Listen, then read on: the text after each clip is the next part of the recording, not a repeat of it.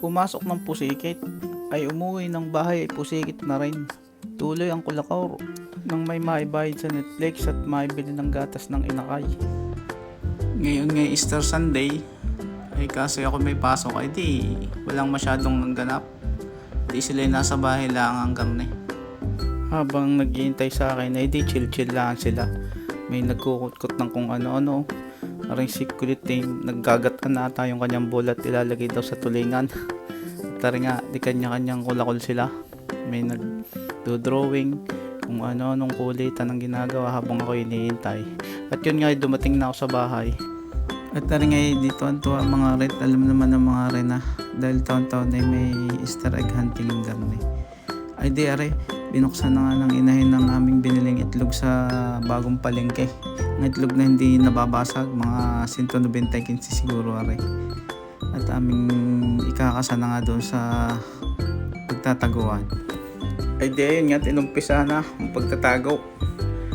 Ay napakaraming beses na pinag-isipan namin kung saan ilalagay are. Ay di ang kinatapusan ay doon lang sa madaling makikita at nang hindi magdigalig at mahirap ay pag nagkabarino ang mga batuta sa paghahanap. Ay di arin at may raos nga namin na rin kasi munting kasiyahang are. Oh, paano? Ay di go, start na. Ayan, sa pagkakataong yan ay di kanya-kanyang hanap. Nakatuwa din naman yung pagmasdan ng mga karning pagkakataon na bahala kung saan sila mapasuot. Hindi ayan, oh. Ikaw, hanap. Hanap, oh. Ay, si kulit na yun eh.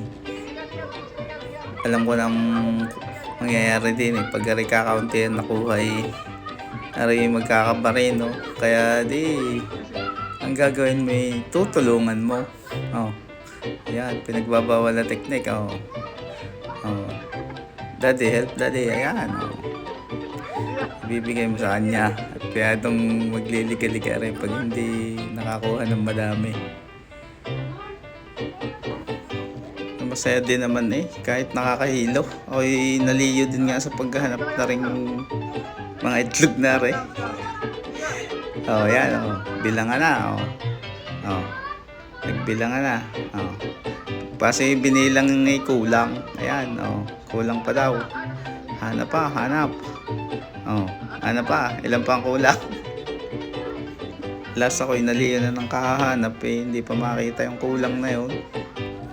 Oh, ika naman ni kulit eh. Tingnan mo si kulit. Oh. Ika na may bahala kayo maghanap diya. Basta ako'y kukutib din ng tsokolate. Oh, hindi natapos. Oh, natapos. Oh, balate. Oh, tuwan-tuwa din naman nga. Oh. Yay, balat. Tingnan kung ano nakuha. Oh. Oh, ayos. Sa simpleng laruan kayo na di masaya. At di ang tinatapos na yan, di kalat na naman. Oh, kalat. As usual. Oh, ayan, si kulit, sayang-saya. Mga 1,007 mil daw ang kanyang nakuha. Ang sarap maging bata. Sa maliit na bagay, lubos ang kanilang saya. Sa simpleng sorpresa, labis ang ngiti pati sa kanilang mga mata. Sana ganun rin tayo. Sana anumang sorpresang ibigay sa atin ng buhay, ma-appreciate pa rin natin. Sabi nga eh, life is like a box of chocolates. You never know what you're going to get. Hindi laging matamis, minsan may pait. Kung matamis, enjoy natin. Kung may pait, lilipas rin ito. Matuto tayo. Ano bang sorpresa ang ibigay ng buhay sa atin? Andyan ang Diyos para alalayan tayo. Kaya be thankful sa lahat. Mabuhay tayo ayon sa kanyang kalooban at doon natin makikita ang tunay na tamis ng buhay. Salamat sa panonood. Sa sunod uli, paano? Tuloy ang bangi kahit basa ang bunot. Okay?